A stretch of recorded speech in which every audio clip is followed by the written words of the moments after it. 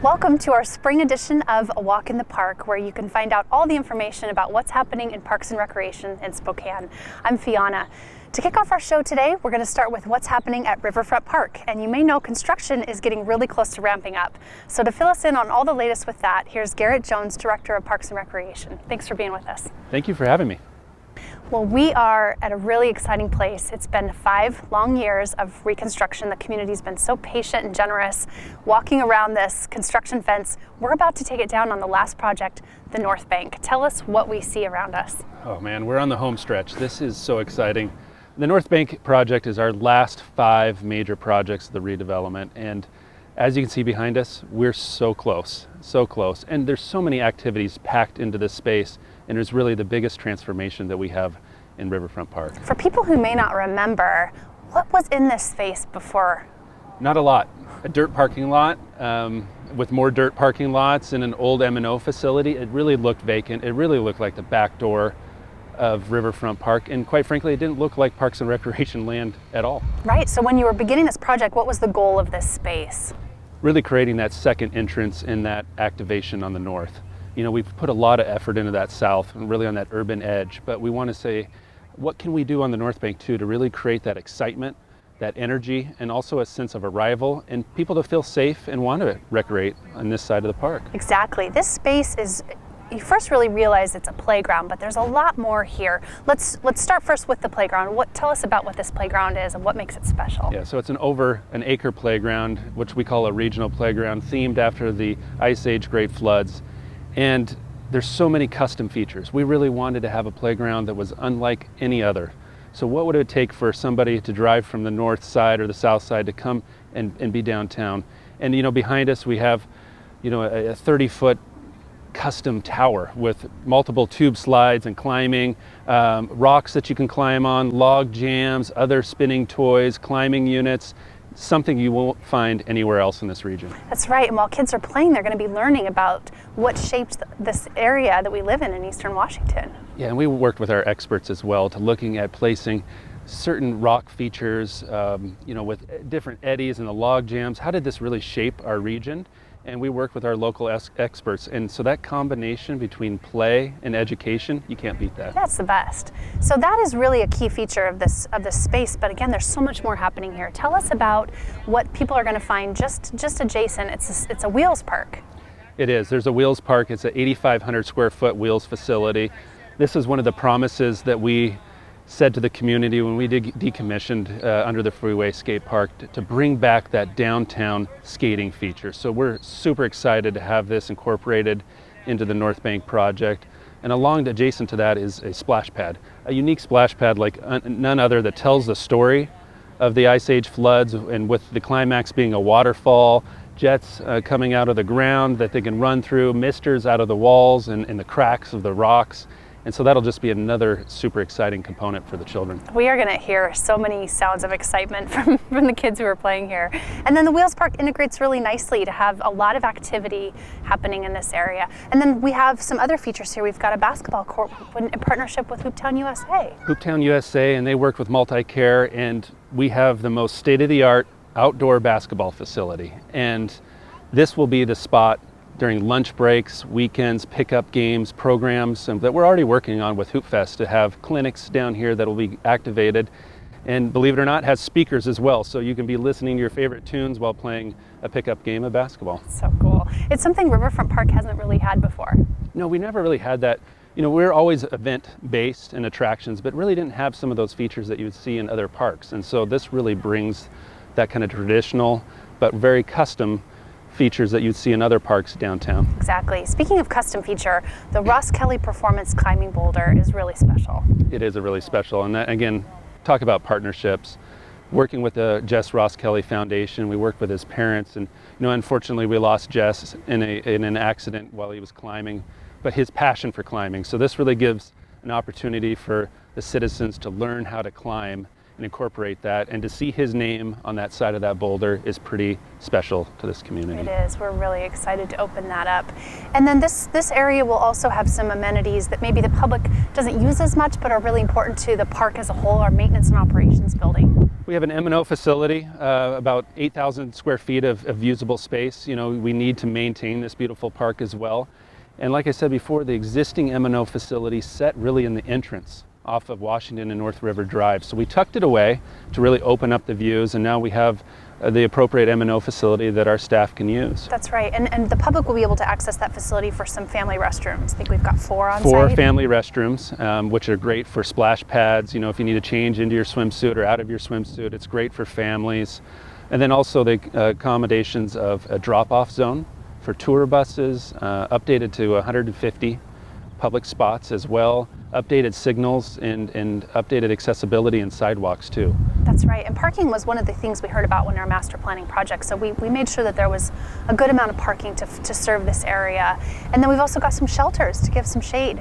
We do, and these were historic pieces that were left behind in the Great Expo, so you know, we relit them, we put new roofs on them, and these are great features that we can't build today. I mean, these are iconic features, great spaces, great flexible spaces for families to come down and picnic. There's been a lot of historic preservation happening around the park through the redevelopment. Obviously, the pavilion is a key aspect. Those shelters are another one. The butterfly is, of course, a historic piece too from Expo, and that came down in the January windstorm, but there's a plan to bring it back. It did, and we've been day one. When the wind was still blowing and unfortunately our butterfly was on the ground, we had structural engineers doing a forensic study on it, what happened, what went wrong, and our focus is to make sure it never happens again. So we're working through that evolution in the design with all intentions, and our goal will be bringing this butterfly back. And the design will look a little different to make sure that it has some safety features that are new and modern. And then there's also going to be some lighting and some other kind of dynamic components. Yeah, there'll be some fun pieces to it. You know, what we call them is the relief valves. So, you know, when we have a big gust of wind, there's certain components that relieve that tension and that stress. But then also looking at the butterfly, we call Butterfly 3.0. You know, we had the butterfly in Expo, and then we had it in 2018. And so now we'll be bringing back the new reimagined butterfly. That's right. Well, there's a lot of exciting things happening here on the North Bank, and it sounds like we have a grand opening date tentatively planned. Yes, May 14th. So save the date. Save the date. We're super excited for that. Timing couldn't be better. You know, the weather's getting better. You know, the pandemic has been tough. COVID-19 has been very tough in this community, and to bring this feature back for the community to enjoy, that is free, that is safe to come down and use, timing couldn't be greater. It couldn't be. We're so excited. So save the date for May 14th. Once that is confirmed, we make sure everything's in place. We have a few things we just have to button up before we open to the public. Absolutely. So, yeah, save the date, and we hope to see you down here for the celebration for the grand opening of the North Bank. Garrett, thanks for joining us. Thanks for having me. For more information on the Riverfront Park redevelopment, visit riverfrontparknow.com.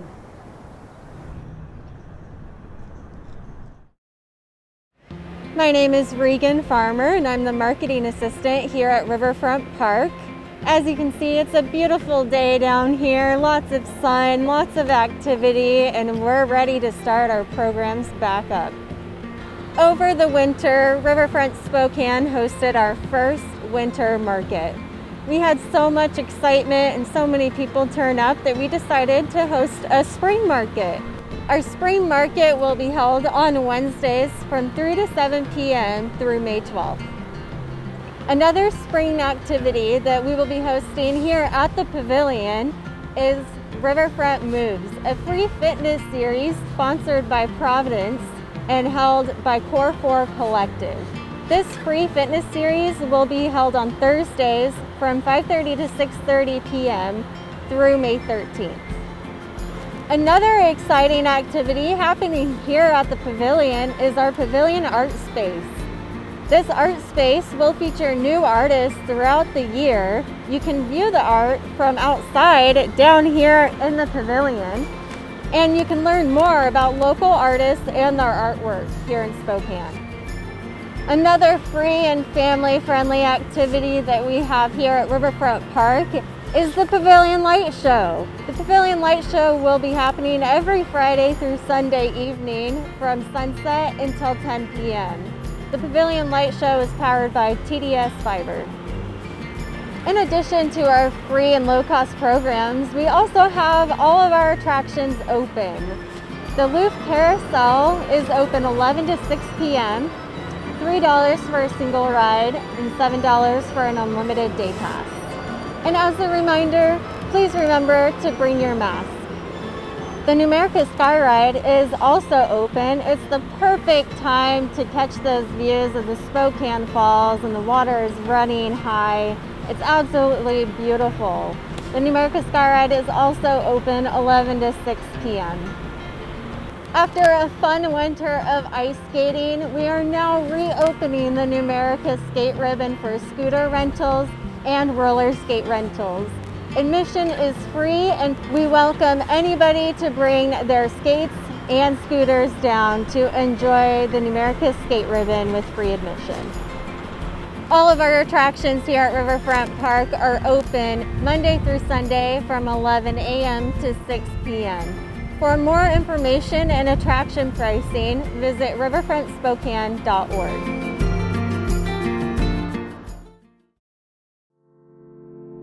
This is your park. A place to meet old friends and make new ones. To try something new. Make memories. Grow, learn, and explore. Discover how big your world can be right here in your own backyard. Spokane Parks and Recreation.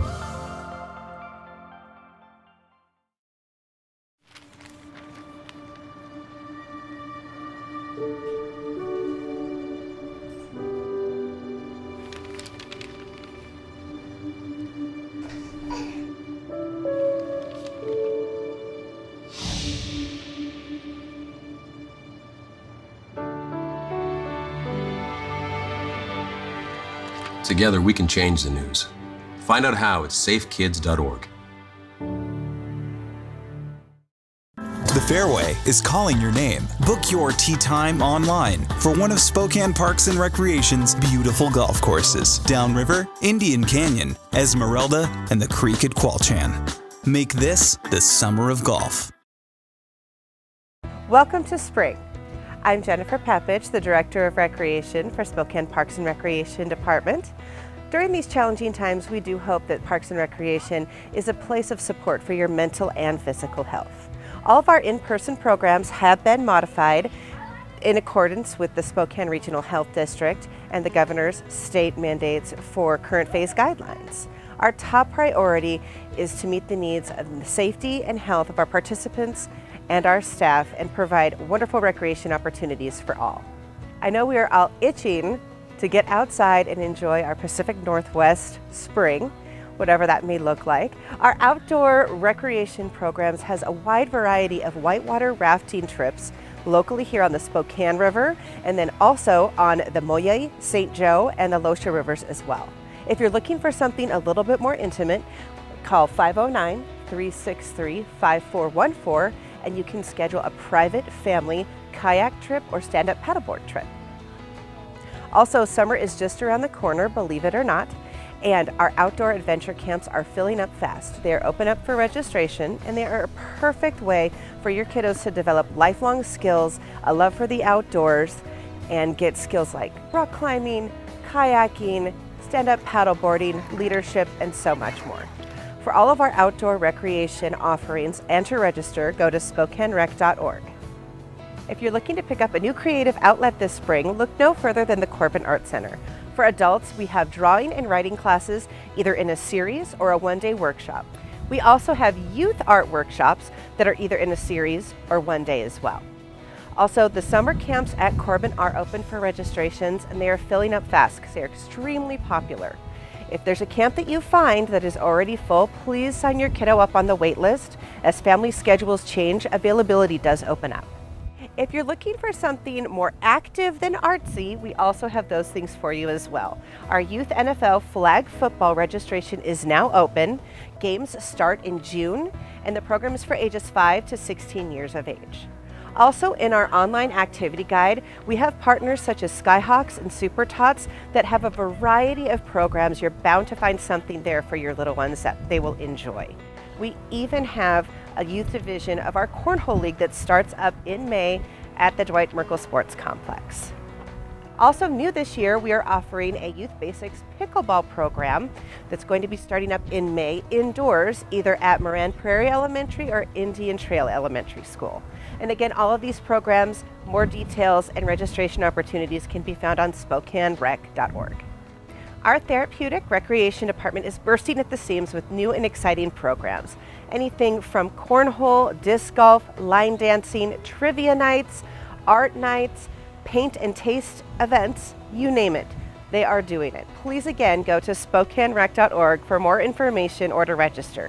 You can also contact Alice Bush, our therapeutic recreation supervisor, for more information. It has been over a year without any adult athletics through our Parks and Recreation Department, and we are so excited to be able to start bringing some of those things back. Starting this spring, we have our softball and our indoor volleyball that are going to be starting up later in April. Please grab your teams and register. And if you don't have a team, don't worry, we have a free agent option, so if you sign up, we will make sure that you can play. Be sure to sign up for the Spokane Parks and Recreation newsletter to stay on top of all of the current up-to-date information with our department. You can go ahead and sign up at SpokaneParks.org/newsletter. Look forward to seeing you soon. Stay safe and stay healthy. Hi there, my name is Mark Poyer. Here on this beautiful spring day, we're at the Creek at Qualchin. All 4 city golf courses have really weathered the winter great and came out with healthy greens, fairways, and roughs. 9 brand new pieces of Toro equipment have been deployed throughout our 4 city golf courses.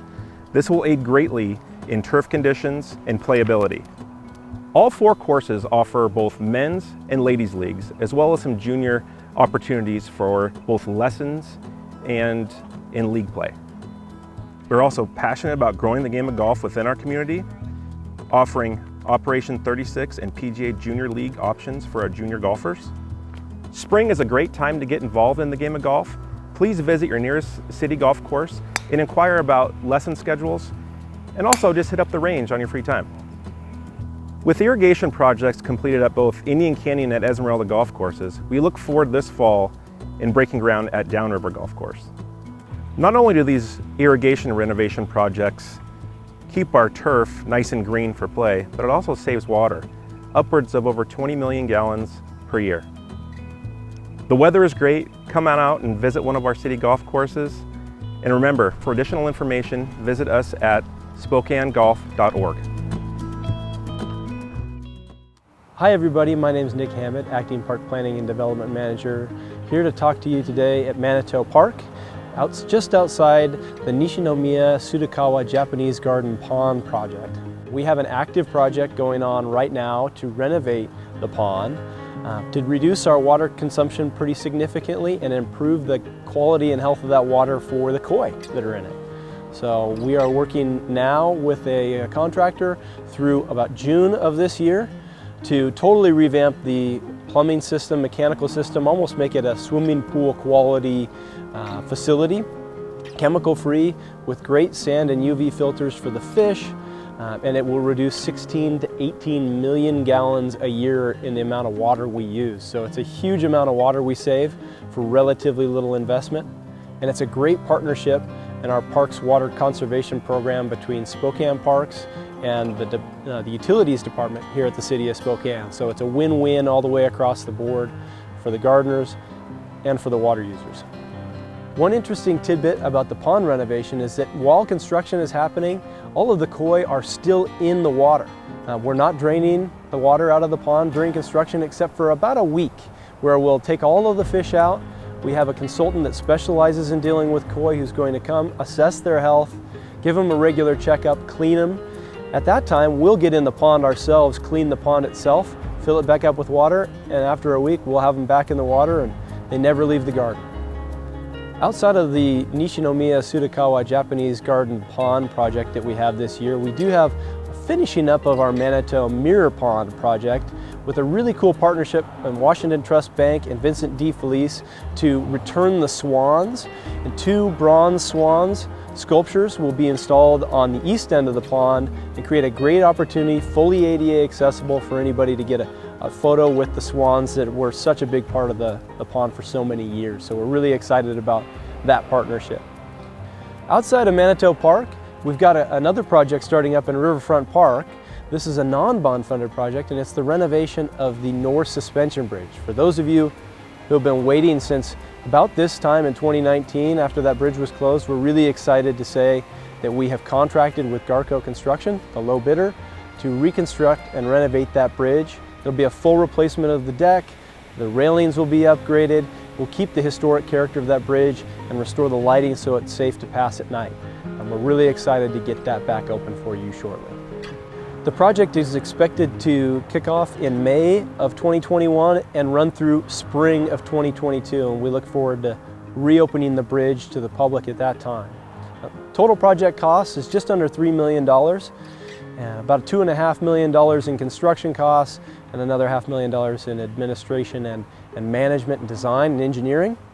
The funding for the project, about 3/4 funded by grants. The Parks Department applied for and received a state grant from the Washington RCO office.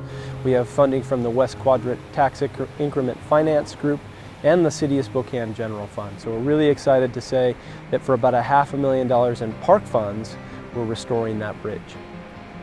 We've got a lot of physical construction happening in our parks this year, but we have a really exciting project that's not physical construction, but that will help guide us in the future, and that is our Parks and Natural Lands Master Plan. This is a project that is kicking off right now. We expect to be out in the public and digitally engaging you May through the middle of the summer to really understand what we are doing well and what we aren't doing well in our parks and how we can improve. So this is a project for us to really hear from the general public in the City of Spokane what we can do better in the parks. We have a lot of needs, we have a lot of wants, a lot of desires, and we have few resources to accomplish all those things. So this helps us best target that to get the most bang for our buck, so to speak. So we really need your participation. We've got a great website set up at SpokaneParks.org to help get you connected with this project. And we will be looking for a number of engagement opportunities throughout the remainder of the year. You may be asking why, if we have a park system over 100 years old, designed by the Olmsted brothers, we really need to be planning it again. This project is a regular update, something we do every 8 to 10 years. It's a requirement of the state, and what it really does is it helps us to best serve the park needs in our community. So it's our opportunity, especially as we finish the Riverfront Park bond investment, to understand what you and the community want and need and how we can best meet it. So please take this opportunity to engage us. Go to www.SpokaneParks.org, fill out our surveys, enter your email. We'll make sure you get regular progress updates, and we look forward to improving our park service as we move forward to next year. Thank you for joining us on this spring edition of A Walk in the Park. For more information on anything you heard about today and more, visit SpokaneParks.org. Such a beautiful time of year. We'll see you out in our parks this spring.